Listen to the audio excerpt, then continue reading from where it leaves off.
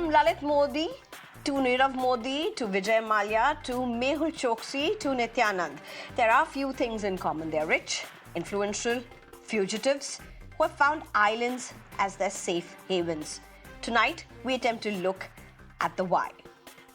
In fact, over the last few hours, a Prime Minister of an island nation not many of you would have heard of before, Prime Minister Jotham Napat of Vanuatu, has ordered for the cancelling of Lalit Modi's citizenship, a businessman, founder of the IPL.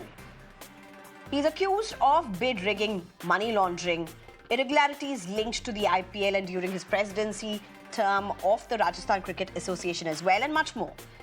Well, India's request for an Interpol alert against him has been rejected twice, but that was given as a reason for cancelling his citizenship bid. In fact, Nirav Modi tried acquiring Vanuatu's citizenship too, a jeweler and fashion designer who's accused of defrauding Punjab National Bank of over 11,000 crore rupees and is seeking political asylum in the United Kingdom. Who can forget Vijay Mallya? He's bought Monte Carlo Island, owns string of islands in Maldives, is a former businessman accused of defrauding banks, loan default of over 9,000 crore rupees and lives in the United Kingdoms. An extradition process is underway. You have Mehul Choksi, businessman and Nirav Modi's uncle co-accused in the PNB scam, resides in Antigua and Barbuda. India has sought for his extradition. And then there's an example of Nityanand, not an infamous businessman, so to say, but an accused with charges of rape and sexual assault against him, a self-styled godman who bought an island and claims to have started off a new country, Kailasa, and apparently claims he has an own constitution and flag and so on, after he bought an island off the coast of Ecuador. There's no extradition proceedings against him. Well, when it comes to India's bring back power, there have been 66 criminals and fugitives brought back to India between 2002 and 2023. But what does that mean in the larger picture? And what really explains the island love for India's rich, bold fugitives? I'm being joined at this point by Manish Bariyar, who's a political analyst, advocate Arshdeep Kadiyal, who's a spokesperson for Congress, Veena Sikri, who's a former diplomat, as well as PV Subramaniam, who's an author and personal finance expert and founder for Subramani.com. Thank you very much, all four of you, for joining me. Well, let me start with you, Ms. Veena Sikri. You know, a question that everybody tries to understand, everybody asks, and it's going to be literally for you, Veena Sikri, as well as PV Subramaniam, to really break this down for the viewers. But let me start with you, Veena Sikri. How does this get tackled at a diplomatic level? So many of these fugitives, and I just named the rich, the famous. There are so many others whom I haven't named. All of them seem to have some connect with islands, with these beautiful pictures that keep coming, names that we've not even heard of, possibly many of us wouldn't have heard of. I must admit, today I was busy Googling and finding about Vanuatu for that matter. But how would you see this? Well, I must say that the success story in stopping the citizenship of Vanuatu for Lalit Modi is an example of how the diplomatic system can operate very effectively in doing so. Because, Lalit Modi had applied for the citizenship of Vanuatu, obviously without revealing all the facts. But I believe that it is our High Commissioner in New Zealand, who is accredited to Vanuatu, who brought this fact before the Prime Minister of Vanuatu, that actually he is trying to avoid an extradition request that is facing him in India, and he has escaped it so far in the UK. And now he's fearing that the UK might take him over, so he tried Vanuatu. And I think that it is also a tribute to India's own growing standing, that countries like Vanuatu are listening to India and are believing that it is no point hiding the fugitives who are fugitives in India, hiding them on their respective territories. It will give them no brownie points. It will just give them a bad reputation that they are hiding, money launderers and people who have criminal cases against them in other countries. So I think it's a combination of all these things. Where you have an extradition treaty with a country, it becomes a legal process. So that is an entirely different, a case, entirely different ball game, as it were. But here, where you have a situation where Vanuatu has its own rules, rules for granting citizenship.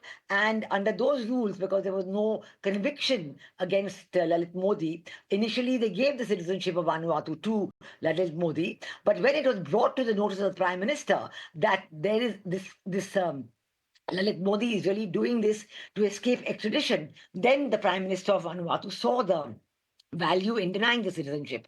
And of course, it's put Lalit Modi in a very embarrassing position because he has already made the request to give up his Indian citizenship to the High Commission in London. But I think it's a combination of all these factors, and it shows That's true. that No, effective. there's a point. I mean, to what you're saying, let me just put this to our viewers, Ms. Veena Sikri. You're saying an important point. Because let's look at what the Prime Minister of Vanuatu has said. Prime Minister of Vanuatu has said that there is no criminal record against Lalit Modi. He's also said he's wanted in India, but alert requests have been rejected twice by the Interpol for lack of evidence. But any such alert would have led to automatic rejection. Here's a question that I want to ask you. What does this really mean? Because he is saying there's no criminal conviction, there's no criminal record, and the request for an alert would have automatically disqualified him for citizenship. However, in this case, there is no such alert which has been issued. So we're just trying to understand the nuances here. How does it get cancelled? Is it because this exchange between India and Interpol happened and therefore that's being taken into account? No, actually, what happens is that while there's no conviction, you're quite right on that, but there are cases against Lalit Modi. All the charges, you listed out some of the charges yourself. There are specific charges which have been raised against him, and the cases are there. But to complete the cases, I think he has to be brought back and he has to appear in the court, and the cases have to be completed. So that's the first thing. The second thing is, as part of all this, when the Indian courts feel that there's enough evidence to bring those cases to court and to try the person, then and the person is no longer in India, then a request is made to Interpol that here is the evidence and please, put out an Interpol red corner notice, no matter where this person is, whenever he appears at any immigration border, at any airport and tries to leave, the alert will be, put into effective operation and the person will not be allowed to travel and so he can be brought back. But in this case, in many cases, we have seen that Interpol also, acts in a very difficult way and does not accept all the evidence that is put forward in this case by the government of India. So, or maybe there's also, maybe intervention at the Interpol level. I don't know why it is, but it does happen that the Interpol does not always accept because India's legal system is very sound. It's very robust, and it's known that when it's only after all the evidence has been checked that these cases have been brought to court. So. I think that when the Interpol refused to put out the notice, that is why the Prime Minister of Vanuatu is saying that if Interpol had agreed to put out the notice, then automatically the alert would have been triggered. But because Interpol did not put out the notice, the alert was not triggered, and he got the chance to get his citizenship of Vanuatu, which has now been turned down by the Prime Minister of Vanuatu himself. Right. Okay. P.V. Subramaniam, if I can get you in to add to what Veena Sikri is saying. I mean, I of course spoke about the island connection to all these infamous businessmen, fugitives as it were. But there's also another connection, UK connection. What's all this about? Could you break this down for our viewers as simply as possible? See, the UK adheres to international conventions like the 1951 Refugee Convention. Okay, so it means they are supposed to consider people applying for asylum. So anybody like, whole of Punjab said, look, we are being persecuted, and therefore you should give us asylum. So many people seeking asylum, whether it was Canada or UK and all that, they went, and we are here talking about financial asylum. And let's face it, when there is a big elephant. Everybody around makes money. Even ask a small jailer in Tihar or anywhere in India. When there is a big guy convicted, everybody makes money. Giving him protection, saying, okay, you will not be killed here. You can get ghar ka khana, all those things. So everybody makes money. So there is obviously economic influence that this person has. He is not going to stay in some $20 a night kind of hotel. He's going to buy a big palace or a big house for himself and all that. Then obviously UK, like India, has huge legal loopholes. So even after they say, yes, you can go and say, in India, the prison conditions are so bad that I will die staying there. So that can be a defense. And let's face it, who are the lawyers who are protecting him? We know the lawyers, right? I don't want to name them. So the same lawyers are protecting them. And I think then there is, of course, the political and diplomatic factors. You can go to a small country and say, look, we will not give you vaccine and things like that. You can't do that with the UK. So from UK, you've not been able to bring even one person back. You keep saying that we want to bring them back, but if it takes 12 years for one government which says it wants him back but is unable to bring back anybody, and look, there are people who have defaulted much bigger than Malaya. We are not doing anything once they are here. So I don't know whether we are honestly trying, but if you can't get them back from big countries like UK, smaller countries, maybe you can arm twist and bring them, but largely I think it is economics. If they make a lot of money by keeping them there, in terms of legal fees, in terms of taxes, in terms of buying a big premises, in terms of doing business, and they actually go tom-tomming and showing it to the whole world. You said Indian fugitives. Believe me, UK has got many fugitives, and UK real estate prices are high because of fugitives. The local UK guy is not buying property at those prices. I mean, you're talking about pictures of fugitives going and tom-tomming. We can have it on the screen. This is after Lalit Modi's Vanuatu passport is to be cancelled. The announcement made by the Vanuatu Prime Minister. If we can have that image, this is the image that he's literally put out. And if we can have that on the screen, please. At this point, he's put out an image of him literally at the backdrop of a beautiful Vanuatu. That's the image that he has put up on social media. Before I come back to both of you, Ms. Veena Sikri as well as Subramaniam, very quickly let me go across to Advocate Harshdeep Kardial. Advocate Harshdeep Kardial, how do you look at all of this?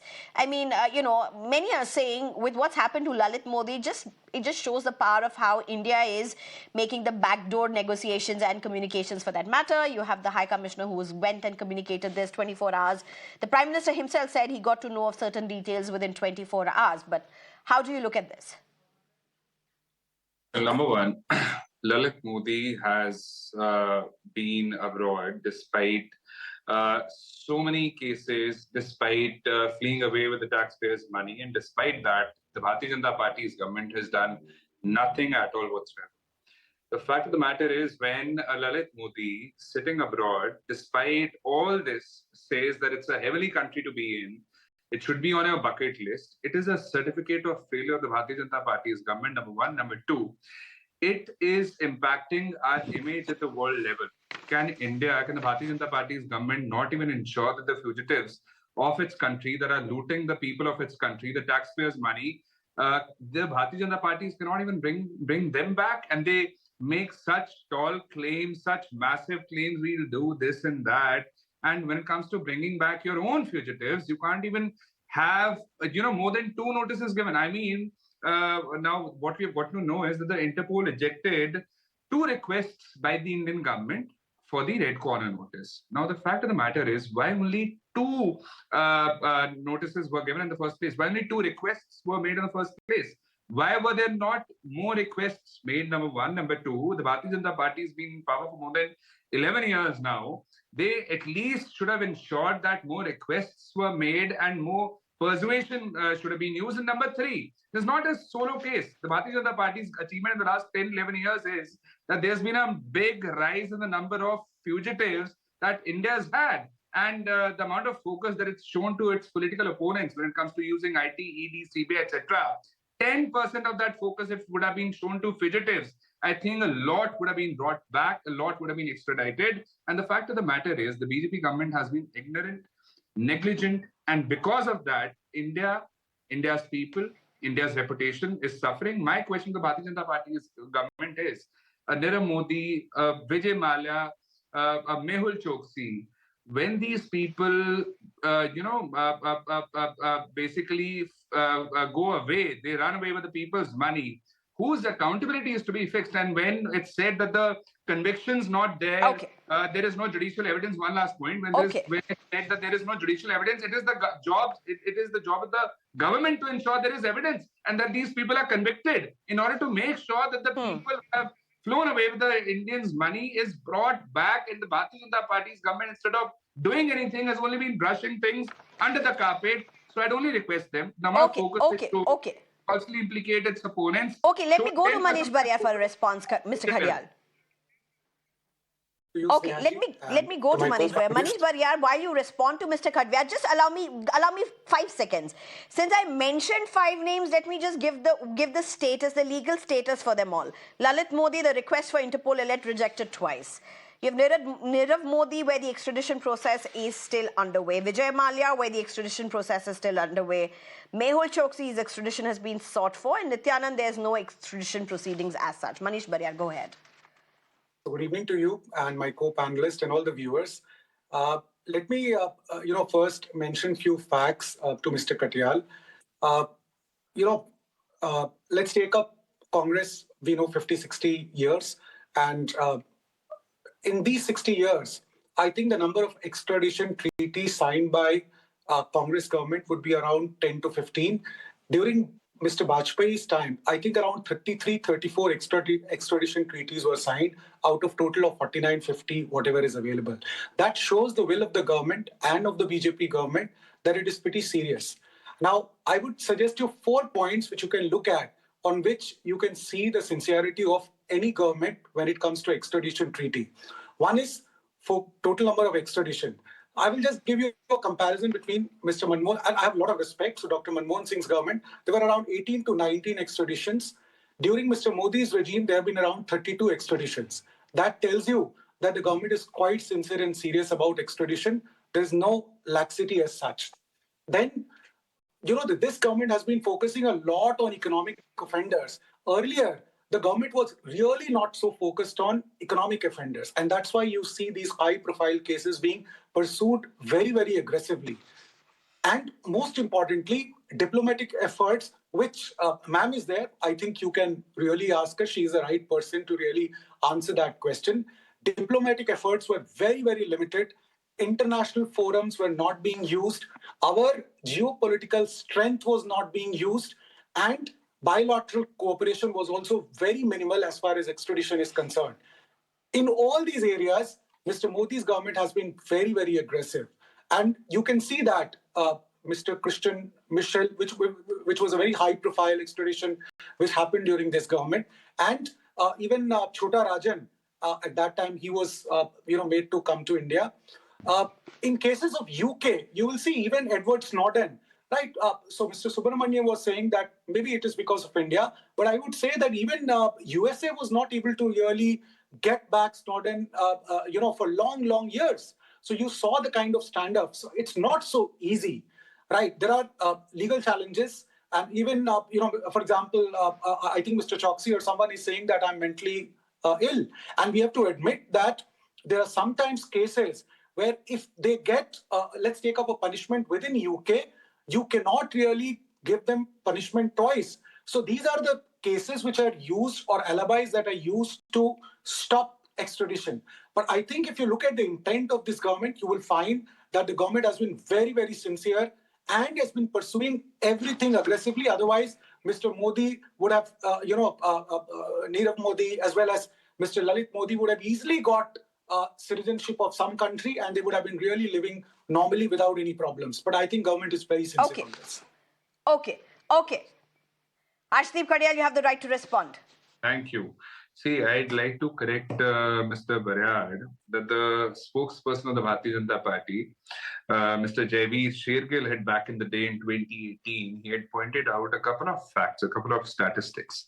First was that around 23 people have flown India who are fugitives, and the amount that the amount that has been basically flown with him is 90,000 crores, and 90,000 crores was one, and then the bank frauds has gotten up. The flying of the fraudsters has gotten up, and the loan waivers that has been given by the Bharatiya Janata Party's government till date to the willful loan defaulters. Everyone knows that. How the Bharatiya Janata Party's government has been giving away loan waivers time and time again is one, a problem. Number two, it sets up a very wrong precedent. Number three, the Bharatiya Janata Party, instead of ensuring justice, accountability, responsibility, has only been letting these people loose by not doing anything. There's no due diligence. There's no awareness among the Bharatiya Janata Party's leaders. They don't know what to do, what direction is to be issued, because if the Bharatiya Janata Party had shown intent, these fugitives by now would have been extradited and we wouldn't have been hearing what happened back in the day, what happened 20 years ago, 15 years ago. The fact of the matter is that these people, when they flee away with Indians' money, with the taxpayers' money, it sets a very big question mark on us, on Indians, on India, on our governance, on our judicial system. And when the Bharatiya Janata Party's government fails, it's the fingers are not raised against the Bharatiya Janata Party's government. The fingers are raised against us. So the least that the BJP government could do is ensure that probe is done Manish into Bariyar, please respond. people are brought Same to justice. time to you before I go to Miss Veena Sikri as well as PV Subramaniam. Well, what should I respond? I think the charges which he said was earlier, he said the same thing. The intent of the government is very, very clear that irrespective of whoever that person is and whatever that person is, we are going to pursue it very, very aggressively. And within the systems of international law and the relationship with that country also, a lot of times a country doesn't want because they keep it as an asset, a strategic asset. And I think people have to really understand this. But the intent of the government is very clear. Wherever a fugitive is there, I think this government is very, very clear that they need to be brought back and is aggressively signing not only extradition treaties, but there are, for example, Italy and South Korea, as well as another country, I've forgotten the name, we have signed informal agreements so that even if there is no formal agreements with those countries, we can bring back criminals from those countries. Okay, there are 44 bilateral extradition treaties, 10 extradition agreements, and 6 multilateral conventions for extradition. But Mr. Subramaniam, do you see intent? Do you see intent with the government of India, the current dispensation, to get back fugitives? Do you see enough intent and political will? The UK Extradition Act of 2003, you know that the whole process is extremely complicated. I mean, let's face it, they were ruling us, so they have made very complicated things. Then there can be appeals, there can be counter appeals, and they can just say the conditions, the prison conditions are not good, so you cannot take me back. So with all this and good lawyers fighting, it's very difficult for the government also. But I do think that the government is got good intentions in terms of signing up. But remember, many of these guys must have flown the coop before BJP came to power. And also at that time, you don't know that they're just not going to repay.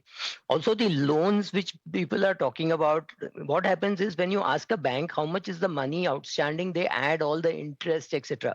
So for Vijay Mallya, the figure could be 3,000 crores and 6,000-7,000 crores could be interest, and it could sound like 9,000 crores ana baki hai. Actually, the principal may be much smaller, so it's not 90,000 crores. So I think the intentions are good, but the government seems to be busy. But I don't think any government is able to pull out these kind of criminals. I'm not talking of murderers and all that. That could be different, but nobody has been able to pull out of UK. Forget smaller countries. Smaller countries, maybe you can twist their arm. UK, you cannot What pull about out. other There are countries? enough defenses available, so they What just about these island nations that these fugitive businessmen seem to be buying or living in or having their businesses in? How does that operate? So simple. If a government of India really wants, they can twist their arms and say, boss, please do this for us. I don't think they're able to do that with UK. I mean, Jaishankar is sitting there talking to them, but I don't think there is But do you see any that happen with way the how they're other going to nations, get back. other island nations? Forget about UK. Do you see that happen with the other countries? I think if there is a political will, it can happen. But like they say, I think sorry to say this, but I don't think our ministries are very well equipped to write proper letters and things like that. This is quite shocking, but I don't think words like asylum seekers, they don't really care. They really think that there is something happening. If you're a minority in India, if you're a Tamil, you're a minority. If you're a Brahmin, you're a minority. Any of these people can get away saying, oh, I'm a Tamil and Hindi is being thrust upon me. So they will say you can seek asylum there also, right? So I think the intent is there. Oh dear, you but brought in a the lot of ability to elements pull here. back I is think not there. it's going to be far more complicated for that matter for all that you've brought in. Veena Sikri, would you break this down for us? A very simple question. What is the argument? The basic argument that is often made is there is no political will enough. There are extradition treaties and various treaties for that matter. I've given out some numbers as well. What's the picture with these numbers? is India politically intent enough to get these fugitives? Because they seem to be having a gala time outside, if that's the word I can really use.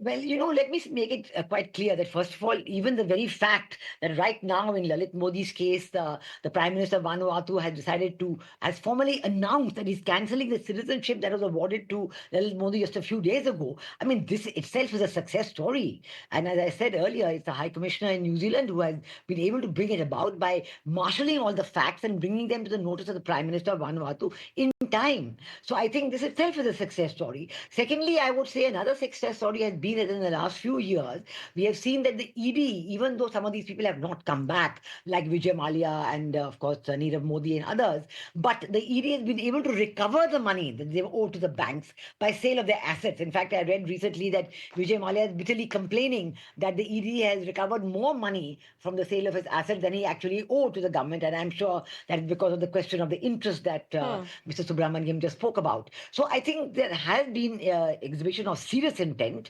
and there has been actual recovery of money owed to the bank. So there's no loss of economic income or taxpayers' money in India. These are important points. Now, the third, of course, is the political issue that with governments, like the UK is notorious for really, really hanging on to the people who have taken refuge there and bought huge palaces and homes there. They just don't agree, and they keep saying, oh, one more level, one more level. And like we know in Vijay Mallya's case, this ultimate level, the file is just there somewhere in somebody's table drawer, and it's just not seeing the light of day. So you keep finding there's another political level. But there are enough countries like these safe havens that you have just been listing, where if you talk to the governments frankly, you can get them to understand that it is not in their interest. Like, with countries like Vanuatu, Vanuatu is a member of a very important forum, which is a forum for the India-Pacific Island Forum, a forum of political intent between India and all the Pacific islands, and Vanuatu is a member of that. And there have been 2 summits of these islands held. One in the Pacific itself, and one in India. So it shows that India is politically reaching out to these countries and extending all kinds of economic assistance, technical assistance, education, and of course during COVID, even the vaccines and so on, where we have been able to convince these countries of the importance of good economic and bilateral political relationship with India, rather than them expending their goodwill on fugitives from Indian law. It doesn't serve them any goodwill in the long run. It only gives them a label of being a haven, And we've also seen that in the case of terrorists like Tavo Rana, we've got the US government to agree to extradite him. That itself is another indication that the government is taking these instances very seriously, both on recovering economic money that was owed by the economic fugitives, and on getting terrorist fugitives like Tabo Rana.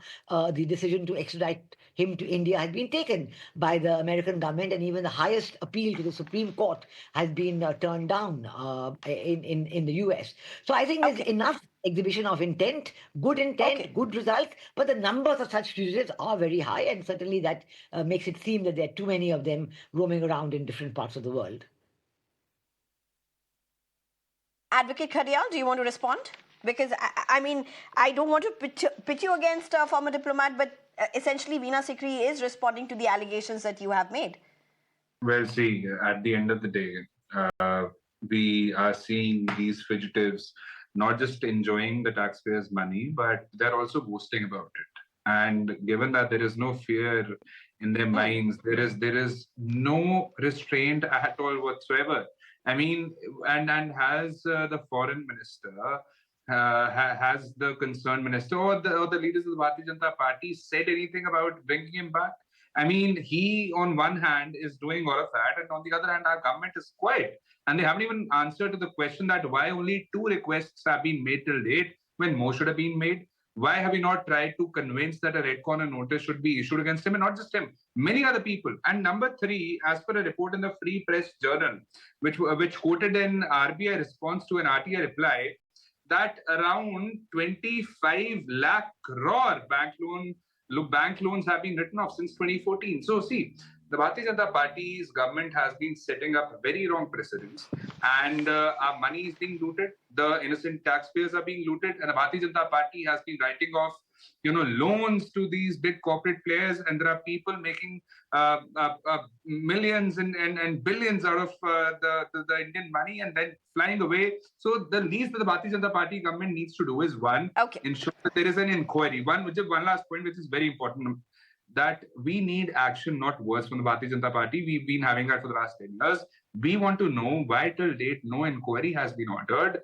And one, there should be a time-bound inquiry. Second, inquiry there should into be what? Inquiry into the fugitives matters, and also as to why till date no action has been taken against them. Why has there been a delay? Because as per your report, you were giving figures. The extradition requests that have been made, the ones which are on the way, the ones that have not even been made till date. So there should be an inquiry as to why are these people being let off the hook. Okay, Veena Sikri has been wanting to say something. Veena Sikri, very quickly, please respond. No, I was just I think you wanted to respond something to when Mr. Khadial spoke about the probe. Yeah, I'm saying that actually Mr. Lalit Modi's case is a success story. So they're repeating the same thing again and again and again and saying there is no success story when actually we're discussing a success story. When actually, the decision by the Vanuatu government to give citizenship has been reversed. That's one success story, definitely. The Tabu Rana is another very, very big success story, definitely. Thirdly, I think the fact that economic resource assets have been recovered because of the decision by the ED for sale of confiscated resources by auctioning them off. So actually the money of the banks has been owed to the banks has been recovered. Sometimes even the person like Vijay Mallya is complaining that too much has been recovered, etc. So I don't think there's a point of dispute. There's no point having any kind of continuing this this kind of haranguing all the time. So Just one line, Sneha. Okay. It would have been a success story. Just one line, Sneha. It would have been a success story if he were extradited by now. Only his citizenship has been cancelled by another country. Okay. He is still not Okay, we'll leave it at that. Let me just get in Mr. Subramaniam. You've made your point, Mr. Khadial. Okay, Mr. Subramaniam, my last question to you. And this is, I mean, if any one of you also want to respond about it, sure. But Mr. Subramaniam, here's my question to you. What should an Indian citizen an average Indian citizen who can't even dream of a lifestyle that most of these fugitives really boast of, these absolute cinematic pictures that they post on their social media despite being fugitives, how should Indians, the taxpayers' money, most of this money that they've run away with our taxpayers' money, how should Indians really be looking at it all? As a financial expert, how do you look at that? How do you answer that? Seriously, as a person with one single vote without being part of holding any clout, there is nothing much you can do. But let's understand one thing. When you say written off 25 lakh crores or something like that kind of figure which you was giving, does not mean the bank stops the recovery process. They write it off from their books, but they're still chasing for payment, right? So whether it was Bhushan Steel or whether it was SR Steel, it was this government which made the rules by which all these assets could be recovered. You should be very happy with that. Look at the balance sheet of LIC and look at the balance sheet of SBI. Recently, they're looking so in pink of health because they've been able to recover a lot of the money. So you should be happy with what is happening instead of, I mean, look at what used to happen during Congress regime. It was horrible. Now at least some recovery is being made. So you should be happy with that. Why do you say that? Why do you say that? Why do you say it was horrible during Congress's regime? And what do you mean that if they've written off, it doesn't mean that they're not trying to get it back? Yeah, okay. So when I have lent money to somebody and I think I can't get it back, for my tax purposes, I claim it as a loss saying this money is gone. That does not mean I tell my lawyers, oh, jane do ye paisa chala gaya. No, that doesn't happen. The legal action still continues. I'll try to recover whatever I can. But how does one, I'm asking you very layperson questions. How does one keep somebody to account? If you've written it off on record, how are you held accountable then? How do you hold somebody to account saying that you've written it off but get that money back? That doesn't sound very, it doesn't come together for a layperson like me. No, I have written it Yeah. off is a mathematical accounting thing. It does not mean I tell my lawyer you don't need to chase. I could get back. There is something called a bad debt recovered account because you keep chasing. You've taken 3 years, you have not recovered it, so you write it off from your books. But it does not mean it's gone. I think he's trying to make a point there. Yeah, I'll So- just 5 so- seconds. No, that's interesting. Contradictory. Manish Just Bharia, for very your, quickly, and then I'll go to viewers. Advocate Khadial. It's Just for your contradictory. viewers, there are asset management company. They buy bad debts, and that's why these banks, they recover that money from by selling these bad debts. And there are specialized companies who recover money later on. So it's only technical. So it doesn't mean that 100 rupees, if the bank has written it off. No, so it you're means that essentially the saying entire what's 100 rupees happening with will not come Nirav back. Modi and his selling of assets. Is that what explains what Mr. Subramanian is trying to put it? Is that what an example stands for?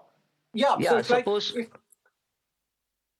suppose I've lent 100 if rupees banks to have given somebody 100 rupees, and I think I can't recover. Some asset recovery company, ARC, buys it from me for 70 or 80 or 60 or whatever. So I get 60 out of that 100. I have lost only 40. And the company which has bought it from me for 60 goes and recovers 70, 75, 80. It does not mean the borrower need not pay even 1 rupee. So whatever they can get, his yacht, his house, anything they will recover and they'll get back something. No amount is completely written off. No, so this is interesting. My last point to both Bariyar and Khadial, just taking this forward. So if you're saying if something is written off doesn't mean that it's not going to be recovered. How do you hold somebody accountable? If it's been written off, how does a citizen hold anything accountable if it's been written off? But the claim is that the recovery is going to be made backdoor and it's anyways going to be made and nothing is going to be unrecovered. Manish Bariyar and then Khadial. Snehaji, although it is not very palatable to say that, but then it's a business risk. Banks are taking a business risk by giving, money to a customer, and they also get profit. So I think the intention and of the bank obviously is to recover money, but they understand that if I'm giving 100 rupees money, 10% of that money may be bad debt, and therefore, and by the way, taxpayers But do they're not not lose obligated to anything. it, That's isn't the it? harsh Because they've written reality. it off. Right. Yeah. It just and that's how businesses operate. So it's not something which is surprising, but yes, Okay. it is a I'm matter short of of time. concern that these people Advocate have Khadial, taken very quickly money respond. I can't give you and even they've gone 30 back. seconds. Hey, thank you. Number one, the very fact that you stated, Sneha, if it has been written off, then how do you ensure that the recovery is made, they're held accountable for that when you've already just written it off? You have let them off the hook, and that is what the problem is. And that is where the Bharatiya Janata Party's government needs to come in, and they need to ensure that instead of showing full tolerance to corruption, they need to show zero tolerance, and not just in words but in action. Okay. And we hope Okay. they'll not just speak; they'll show it. Okay, Advocate Khadial, I'll have to end this here.